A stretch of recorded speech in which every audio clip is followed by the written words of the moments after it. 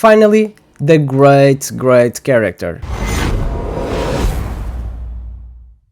Hello guys, Wilsonbox here, and this time I'm here to talk about the top 6 epics that everyone should use on Dragonheir Silent Gods. Let's check them. So first one will be Dane. Dane is a very good character because he can do damage, he can dispel, and also can debuff the enemies. So let's check his abilities. So the ultimate, if you scroll him, he has 100% chance to dispel 2 buffs from the enemies.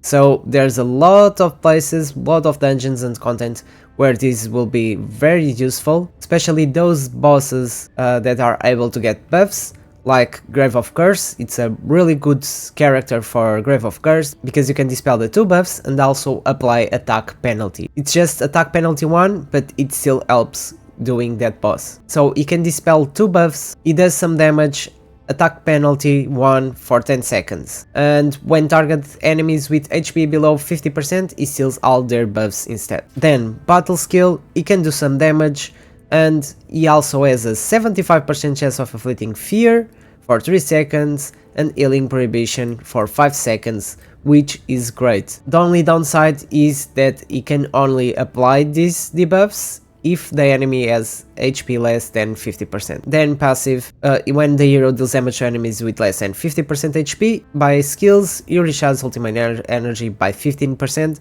so this is really good, especially on Goblin Lair, for example, or other content when you need to clear several enemies. If they are below 50% HP, he's gonna recharge this ultimate energy by 15%. And lastly, he has this attack power by 30%, but it only applies to City of Trials. Next one we have Isolde. So let's talk about Isolde. She's also a really good character because she can take 3 roles. She can shield, she can tank, and she can use some debuffs on the enemies. So first skill, her ultimate, she's able to do some damage, and you don't need attack percentage for that. If you are building her full tank with some HP, it's gonna increase her damage as well. And if you use some scrolls, you're gonna have 100% chance to inflict attack penalty 2, which is really good. Also, she can apply a shield according to his max HP. So if you build her full tank, you're going to increase her damage and also the shield that she can give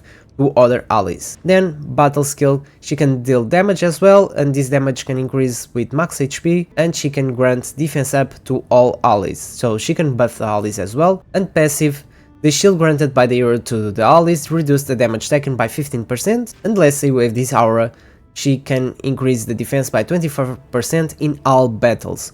So it means you can use this aura in every content because this applies in every content, and you are not going to have just a tank, you're gonna have someone doing damage as well, applying debuffs and shields as well. Next we have Adolphus. That's the one I want to talk about now. So Adolphus was a character that I didn't know was so good, but after testing him I think he's really great.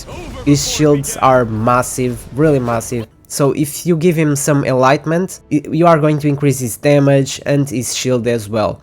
And these shields are really big. So it's worth it to invest some scrolls and everything on this character because his shields are really good.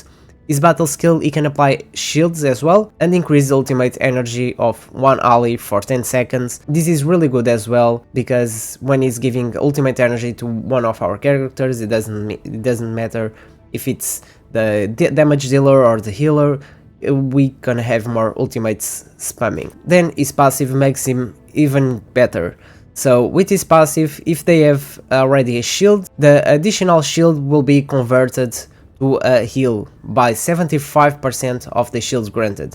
So he can do damage, he can apply a shield, and he also can heal your team, which is amazing. Also, last thing, his ultimate, this is the area where he applies the damage, but this is just for the damage, because if you have your allies in other places of the battlefield, he's gonna give them shield always. Next one, I want to talk about Frubart. So Frubart, everyone knows, it's an amazing character. I think you are already expecting to talk about this character. He's really good, he's a good tank and a good healer as well. So his ultimate, and also a good debuffer, his ultimate he can apply attack penalty 2, 100% chance if you invest some scrolls, and deal damage. Then his battle skill is amazing for healing because it decreases with defense, so if you build him full tank he's going to do a lot of healing, and this healing works really well in most of the content. Then his passive, he has a 30% chance of healing the ally with the lowest current HP and dispel 1 debuff, which is really good, but it's only 30% chance, so we never know when this is gonna activate or not. And then defense aura, he got a 24% defense aura in dungeon battles, so it's also good and very helpful. Then we have Nathaniel. So Nathaniel is here, he's a lightning, he's a support, and this character is also really good. He can apply shields, heal, damage, a lot of things. He can dispel buffs, is really good. If you are building lightning poison, I recommend him, or if you are on the first season, I recommend him as well. So he deals damage with his ultimate, but this damage only builds with attack percentage, so it's not so great because we want him to build him mainly as a support. If we give him some alignment, his shields are going to be really big because his shields are increased with max HP from the target and also alignment, and he's also applying defense up 1 to all allies. And for each enemy you are hitting with this skill, the shield will be increased by 10%. So if you are doing goblin lair or other content with more than one enemy, this shield will be really big. Then the battle skill makes this character even better because it can dispel 1 debuff from allies within range and grants them recovery over time. So we have a shield from the ear and defense up. On the battle skill we dispel the debuffs we have on our characters. It's gonna also grant them recovery over time, so he's going to heal them as well. So passive, same thing, when a buff expires or is dispelled from any target on the battlefield, he heals ally with the lowest current HP, so more healing. And his aura is gonna increase max HP by 24% in all battles. So this means you can use this aura in every content, so he's a good character to use in every dungeon or every other content you want to use him, because you can use this aura, and he's very versatile because he can shield, he can dispel debuffs, he can buff your allies, he can heal. He's a really good character. Finally, the great character. So he's not so versatile, so he can only do 2 things, but the thing here is he is the best one on both things. So Garius is the best tank, is the best healer. Let's start it. His ultimate, he dispels all debuffs on him and heals all allies by 600% defense, so you can build him full tank with a lots of defense, and he can heal all the battlefield, so you can position your heroes where you want, and he's going to massively heal your allies, especially if you are using the right artifact. Like this one right here is gonna increase his healing, is gonna give you some more HP, more defense, so it's a really good artifact to use on him and increase his healing. Then battle skill, again he can do some damage according to his defense percentage, and knock up the enemy and grants it recovery to himself. And passive, he can gain these stacks up to 20 stacks, which it means each stack is 2%, so 20 stacks will be 40% defense up. So if you build him full tank, he's also getting 40% of defense up on his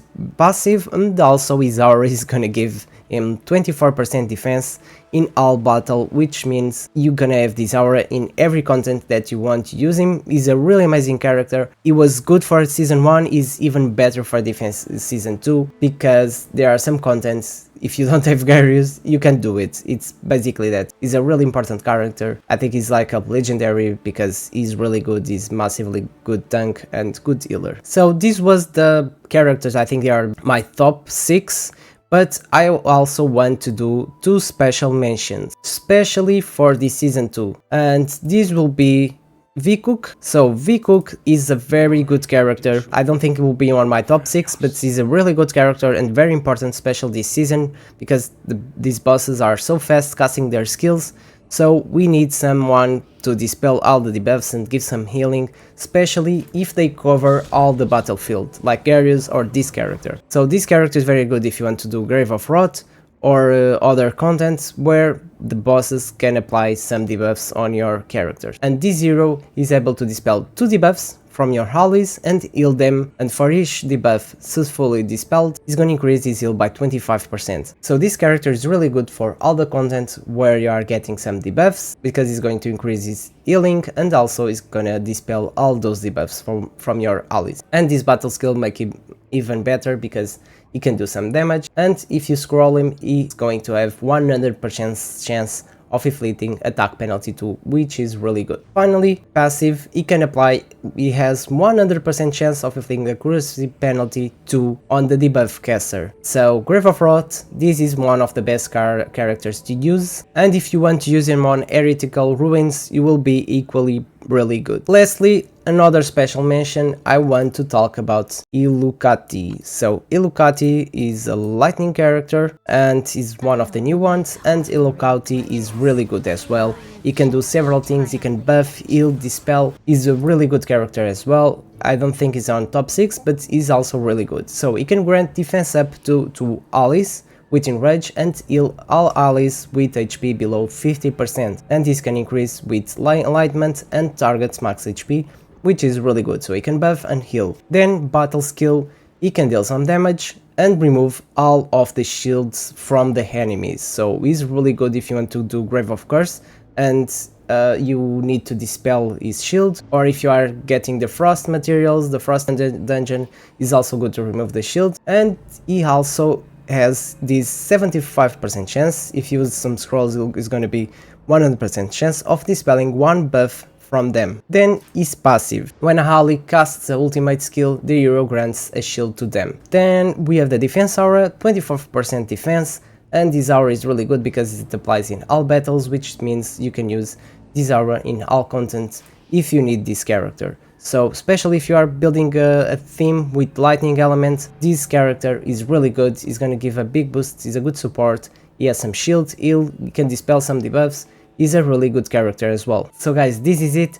This is my top 6 for epic heroes. I think these are the best heroes you can get. They are very useful, you can use them on every piece of content you can find in Dragonheir. I also did 2 special mentions to these 2 characters. I don't think they are on my top 6. But they are also really good if you want to use them and if you are using the same elements, and I think all these characters will help you to progress on all the content of this game, especially on season 2, because I think it's a bit harder, and if you don't have the right characters will be really hard. So if you are lucky and you got some of these characters, you are lucky because you have the best characters. With this, if you like this video, don't forget to press that like button, subscribe to my channel if you want to follow more content like this. Thanks for watching and see you next time.